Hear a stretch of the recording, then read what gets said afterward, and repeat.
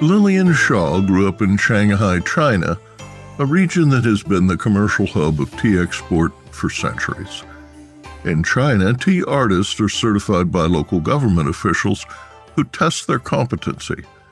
Lilian is among the first batch of senior tea masters and became the instructor at Shanghai Tea Institute and, simultaneously, the chief evaluator at the Shanghai Municipal Bureau of Labor.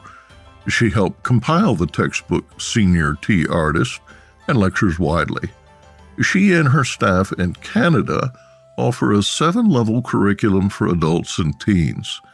The organization, she says, quote, is committed to popularizing tea knowledge, using tea as a link to strengthen cultural exchange among all ethnic groups, all classes, and all ages, end quote. The Society hosts educational tea parties, tea-themed activities, and tastings, including a public introduction to Runxi Keemun tea, sponsored by Anhui Tea Company. Lilian and I met at the Toronto Tea Festival in January. Thank you so much for joining us on the Tea Biz podcast. Thank you. It's my pleasure, Dan. When I saw that you were pouring Keemun at the tea festival, I had to stop by. Hongcha is experiencing a revival in China as millions line up daily for their milk tea. Keemun has a special place in the story of black tea as it is the first modern market-driven tea. Tea fragrance has always appealed to tea drinkers. Jasmine is one of the oldest and remains the most famous of all scented teas globally. But the European royalty and upper-class preference for milk and sugar, crumpets, and dainties limited sales of green tea, creating an opening that Keemun quickly filled. Will you share the history of this fascinating tea? First of all, probably I would like to talking a little bit about the history of black tea, especially Keemun become a kind of tea which is when it is invented, it is specifically to meet the needs of Westerners. Because we know that at the later Qin dynasty, which is around 1650 or 17, most of them is from Anhui Mountain, which is in Fujian province, which is a south province in China. So the Anhui tea has been exported as the representative of Chinese tea. So at that time, most of the Anhui tea is categorized as green tea. Actually, it's not black tea, but until 1875, there is a tax officer called Ganchen, so Mr. Yu. He is a tax officer there in Fujian province, and he dealing a lot with tea groups there, tea exported there, and he knows this is a large quantity, which is tea exported to tea exported to Western at that time. That time is around 1875. So he then, unfortunately, has been dismissed by emperor. So he go back to Anhui province, Jiangxi province. They are very close to his hometown. Then he's in why not? Because the hometown also has tea trees, and he understands that in a nice environment, in a very good environment, you can get good teas. So he said, why not using the hometown tea trees has the same process with the Anhui black tea. So we can make those black teas, we can also sell to the to Western. That's why he is making this Keemun tea. Keemun is actually a name of the area. It's name of a location there in China. So that's why he invent that specific process of Keemun tea in 1875. And what he copied is the process of Anhui black tea. And there is a very famous Anhui black tea at that time is Lamsan Xiucong. So 正山小种, that is in Chinese pronunciation, but I think in English probably pronounced as Lam San Xiu Cong. So actually he copied a kind of process which is of Lam San Xiu Cong and black teas in Wu area, then invent Keemun tea.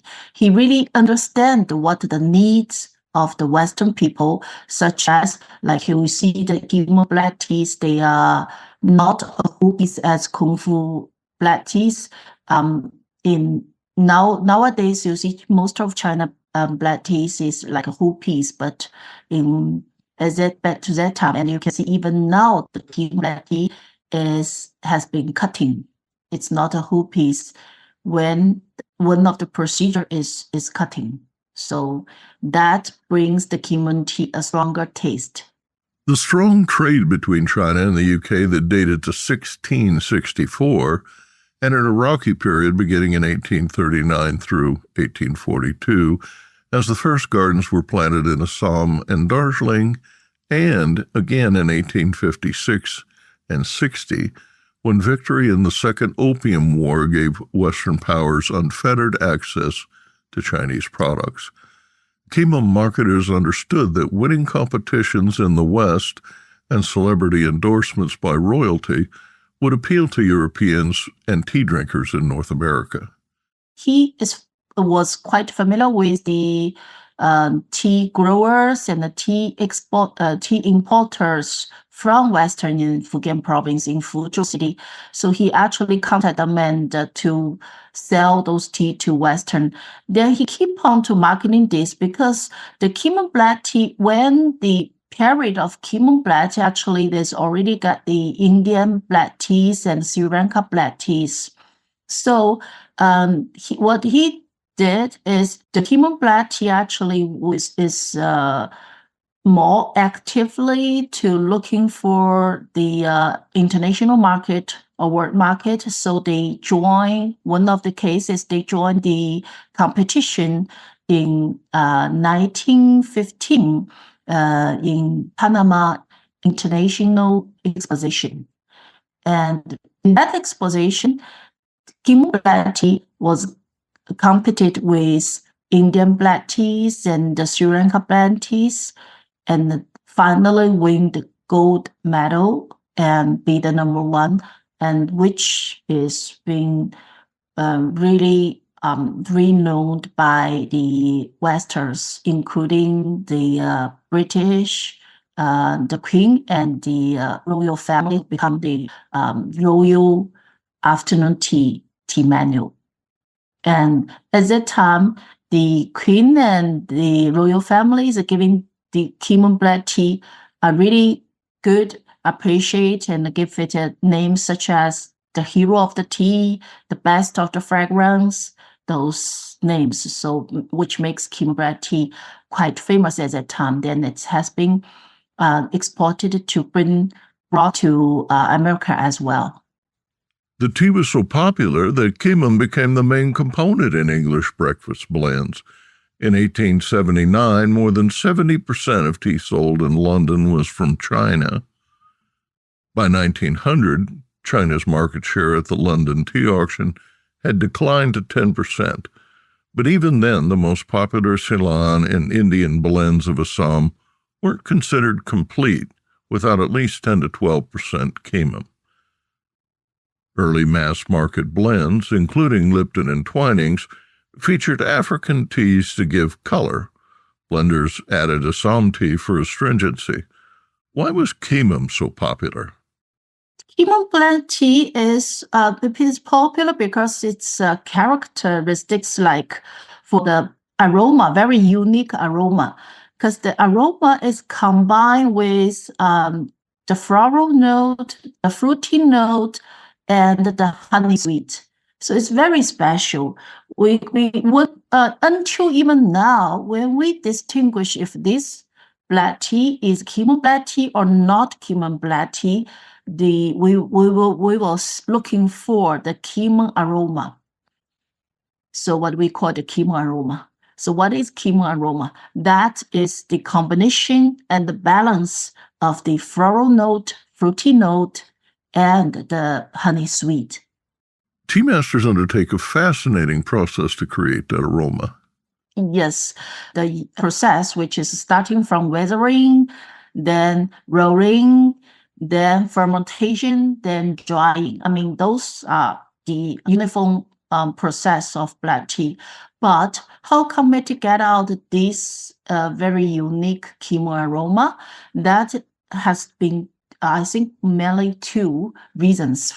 So the tea tree breed and where does it plant? To see if this plant in the proper place, which is in Keemun, Dongzhi, Shitai, those what we call the coal tea gardens, with the local tea tree breed, we call it 竹叶种. So these two main reasons make this tea with this aroma. But another very important, I can say, critical steps for Qimen to gain this aroma is because when in the process, also it is also doing the fermentation and experience the fermentation and the drying. However, when it is drying, especially because Keemun black teas has two drying process. One is a high temperature to bring out all those most of the moistures. Then it goes through the lower temperature drying, which is only 30 degrees. Now, then that low temperature drying process, then it develops those aromas. We know that all those tea breeds, all those tea trees has very complex and hundreds those aromatic compounds. And for Keemun tea and the lower temperature drying facilitates the development of those aroma compounds. So it will bring out those grass aromas and make the tea, which is like a floral or orchid floral aromas, being a obvious character of the Keemun tea. So it helps to preventing violet compounds that could be degraded at high temperature, because some aroma compounds will be degraded or ruined by high temperature. So that's why I think the low temperature drying is one of the very important skills and techniques to develop this Keemun aroma. One of the reasons Keemun's so important to the traditional Solomon Sri Lanka blended breakfast teas is because they are fired at a high temperature in a furnace, which drives off aromatic compounds. Keemun adds a distinctive and pleasant aroma as you pour the hot water. Yes, Keemun aromas becomes very unique. As I said, when you distinguish with this Keemun tea, actually Keemun black tea is also very unique among all those Chinese black teas. I do know there are more than hundreds of black teas, Kung Fu black teas in China, but the Keemun always keep the number one, and it's very, very unique. So people can say it is Keemun black tea or is not Keemun black tea is because of its unique aroma. Will you tell listeners a little more about Runsi Quihang Keemun tea brand? I was very impressed tasting the tea at the Toronto Tea Festival, and so were the many others crowded around your booth. Actually, the Keemun black tea that we bring to Canada now is from, it used to be state-owned companies, and also the biggest one, it is called Bolton Tea Company Limited. And we know that Keemun tea is invented by Mr. Ganchen, as I just said, in the end of Qing Dynasty, which is 1875, around that year. And so the Bolton Tea Company was the predecessor before the Republic of China, People's Republic of China, in 1949. And there are those private tea houses. One of them is the Ganchen Tea House.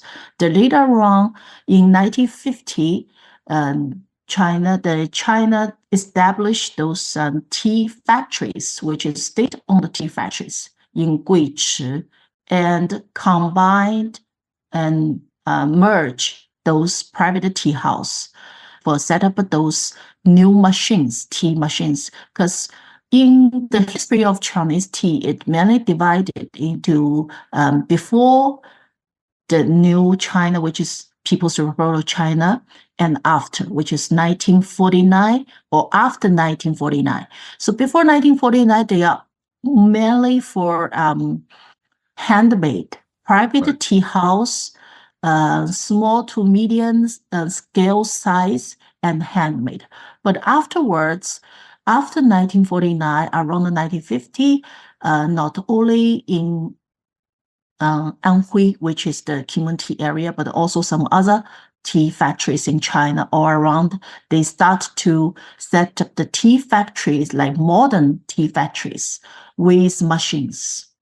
Around 2003, 2005, the Chinese tea factories also experienced another important reformation, which is from the state-owned to the company limited, and become the biggest tea company, with especially for Keemun black tea.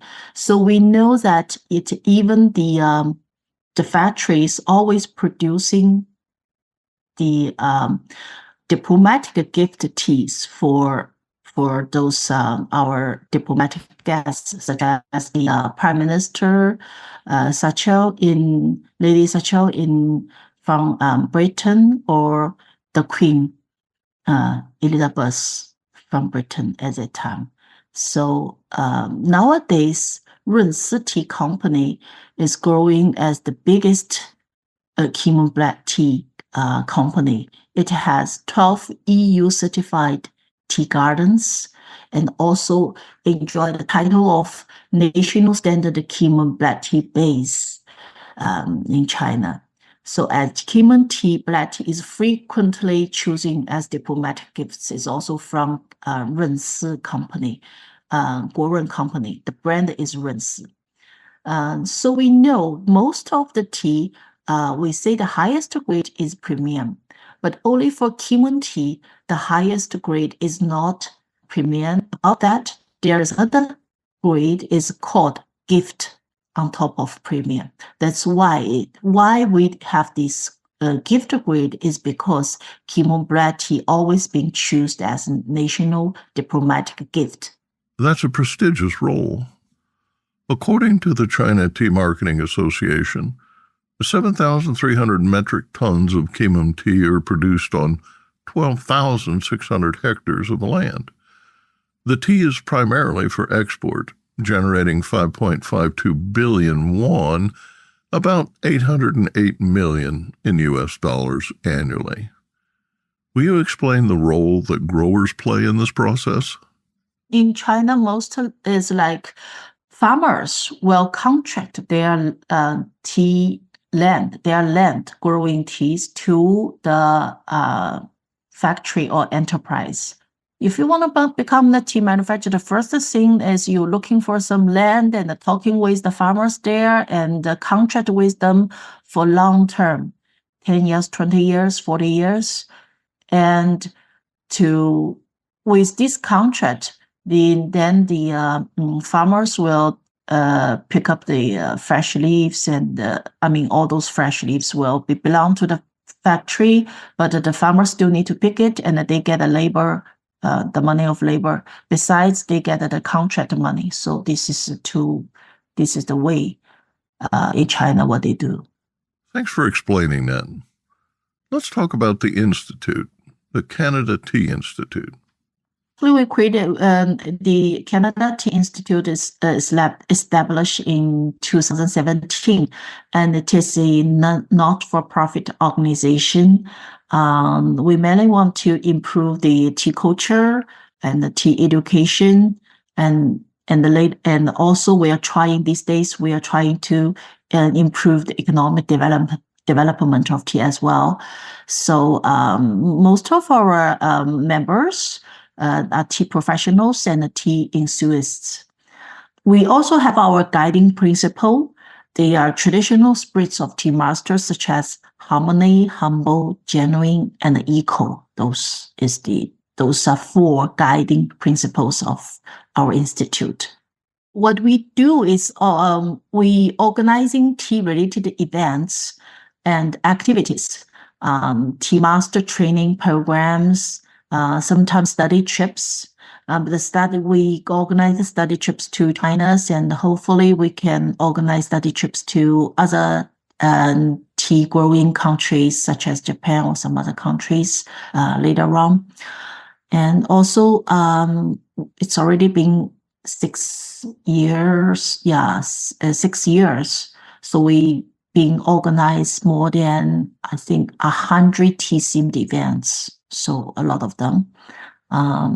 And we would like to, what we want to do is to make the Canadian tea market is more vital and with more diverse and more active. I was pleased to see all the young people at your booth. I really found a lot of people in different ages. They are interested in tea, and I was surprised that there were so many of them. And the young people, I can say even from my own, because I am currently is giving tea courses to giving tea courses. So I will feel the young people, they are more interested into it, which means they might do not know too much about the tea compared with experienced tea lovers, but they choose high interesting of tea. They want to know what it is or what's the culture behind it, and what are the different. The interesting 2 main things, not only for like the tea categories, this tea and that tea, how to infuse, what did it taste, those physical things, but they also pay attention to what behind that, the tea culture, what makes it, why we will drink it, why we drink tea like that, those cultural things, and how do we brew it, what the tea wears will match this tea, such as like for Keemun tea, black teas, usually we use a teapot in China, or a gaiwan, which is a coverable cup, something like that. But for green teas, I also having some green teas and flower teas, and they will see, they will like a glass, which is translucent, they can see this tea inside of it. So they interesting about how to brew it or what's the culture. I think it's very, very amazing. I mean, usually because probably like 10 years ago or even 7 years ago, we see most of the tea lovers have some, they love teas because they are like 40 years old or 50 years old.